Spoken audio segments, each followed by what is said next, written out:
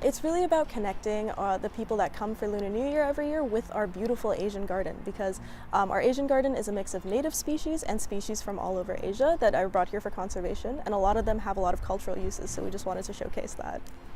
Hi, I'm Zahra. I'm the Sustainability and Community Programming Assistant here at UBC Botanical Garden. It's basically 3 tours where you can walk around and see food and tea related plants around the garden, plants related to art, and then our snaky stems, since it's the year of the snake. Okay, so this is our first stop. This is a goddess magnolia, and you can see it's not in bloom yet. In the early spring, these buds will open into beautiful pink flowers, and they're pretty huge. They're quite a sight. But right now you can just see the gray fuzzy buds. And magnolias are known for representing elegance and beauty and sometimes love. And they're used medicinally for like anti-anxiety, or some people use it for digestion. And it's actually used medicinally so frequently that a lot of species are endangered because they're over-harvested. Yeah, the beautiful flowers represent spring generally, and those flowers are huge and can only really be pollinated by beetles. They're not pollinated by other common pollinators like bees or butterflies or hummingbirds. Is our climate kind of comparable to the climate it's normally living in if it's usually in Asia? Yeah, a lot of them are. So we live in a coastal temperate rainforest, and a lot of these species are evolved to live in kind of temperate areas. And we typically source species that are able to survive here. Our curators will go on expedition trips and go seed collecting and talk to scientists around the world to collect these different plants. Yeah. So are they normally do they start as seeds then, or do we bring like actual trees with? Yeah, a lot of them do start as seeds, and some of them come as little saplings or little seedlings as well. It depends on the purpose. Sometimes we're exploring genetic conservation, so sometimes we'll plant like different seeds of the same species, with different genetics, just to see what might survive through climate change. So it's a working garden? It is a working garden, yeah. It's very much a living collection.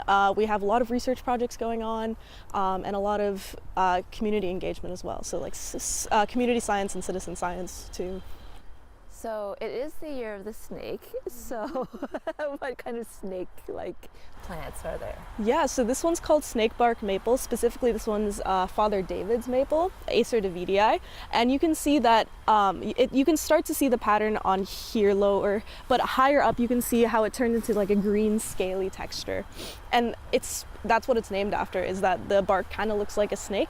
And this green part is actually photosynthetic. So when the leaves fall off, if they do, the bark can keep photosynthesizing and producing energy for this plant. Can I touch it? Yeah, absolutely. Go for it.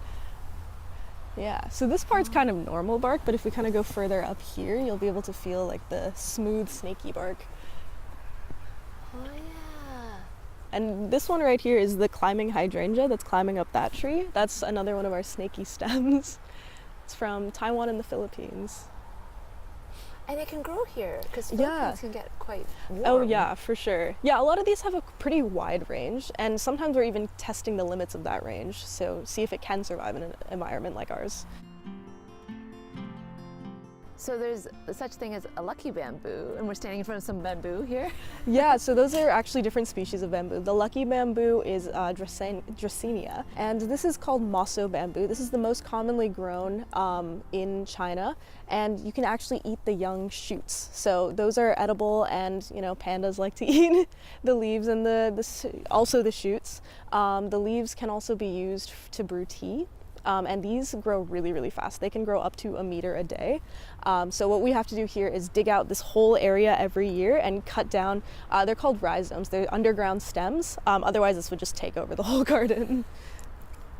So they're quite like labor intensive then, if you have to. Yes, for sure. But they're also really important renewable construction material source because they grow so fast. So it's a really good alternative to like cutting down old growth trees or big actual trees. Right now, this is called winter sweet.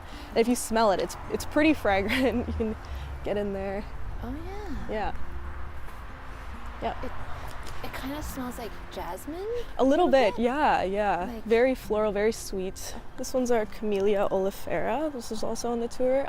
People grow it commonly in China and take the seeds and press cooking oil out of it. So it's grown en masse. I hope people understand the connection we have with the land, and that the things we use every day for like tea or for eating or the beautiful things we see in art come from the land, and I hope we can all appreciate nature a bit more.